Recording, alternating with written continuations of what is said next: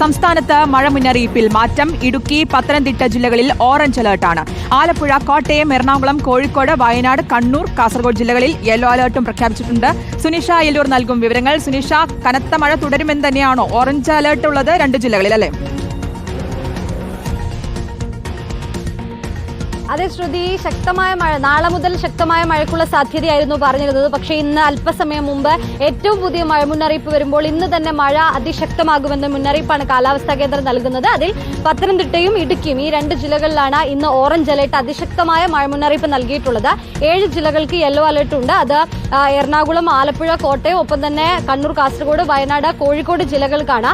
നാളെ മുതൽ ഈ ഫിഫ ചുഴലിക്കാറ്റിന്റെ ഭാഗമായി ഒരു ചക്രവാത ചുഴി, ന്യൂനമർദ്ദം ഒക്കെ രൂപപ്പെട്ടിട്ടുണ്ട്. അതിന്റെ ഭാഗമായാണ് ഇപ്പോൾ സംസ്ഥാനത്ത് മഴ ശക്തമാകുന്നത്. അതിന്റെ ഭാഗമായി നാളെയും ഇപ്പോൾ കനത്ത മഴയ്ക്കുള്ള സാധ്യതയുണ്ട്. അതിശക്തമായ മഴ മുന്നറിയിപ്പ് പല ജില്ലകളിലും നൽകിയിട്ടുണ്ട്. പ്രധാനമായും മധ്യ കേരളത്തിലാണ് മഴ കനക്കുക. കൊല്ലം മുതൽ എറണാകുളം വരെയുള്ള ജില്ലകൾക്ക് ഓറഞ്ച് അലർട്ടാണ് നാളെയും മറ്റന്നാളും നൽകിയിട്ടുള്ളത്. ഏതായാലും വരുന്ന ദിവസങ്ങളിൽ മഴ കനക്കുമെന്നൊരു മുന്നറിയിപ്പ് കാലാവസ്ഥാ കേന്ദ്രം നൽകുന്നുണ്ട്. ഒപ്പം തന്നെ ശക്തമായ തിരമാലയ്ക്കുള്ള സാധ്യതയുണ്ട്, കടൽക്ഷോഭത്തിനുള്ള സാധ്യതയുണ്ട്. ഇന്നും കേരള, കർണാടക തീരത്തൊക്കെ തന്നെയും ജാഗ്രതാ നിർദ്ദേശം നൽകിയിട്ടുണ്ട്. കൃത്യമായി ഈ മത്സ്യബന്ധനത്തിനുള്ള വിലക്കടക്കം ഇപ്പോഴും തുടരുകയാണ്. 27 വരെ വിലക്കുണ്ടാകുമെന്നുള്ളതാണ് കാലാവസ്ഥാ കേന്ദ്രം അറിയിച്ചിരിക്കുന്നത്. ശക്തമായ കാറ്റിനുള്ള സാധ്യതയുണ്ട്. മലയോര മേഖലകളിലും തീരദേശത്തുള്ളവർക്കുമൊക്കെ പ്രത്യേക ജാഗ്രതാ നിർദ്ദേശവും നൽകിയിട്ടുണ്ട്. ഏതായാലും വരുന്ന ദിവസങ്ങളിൽ മഴ ശക്തമാകും. ഇന്നും 2 ജില്ലകളിൽ ഓറഞ്ച് അലർട്ട് ഉണ്ട് എന്നുള്ളതാണ് ശ്രുതി.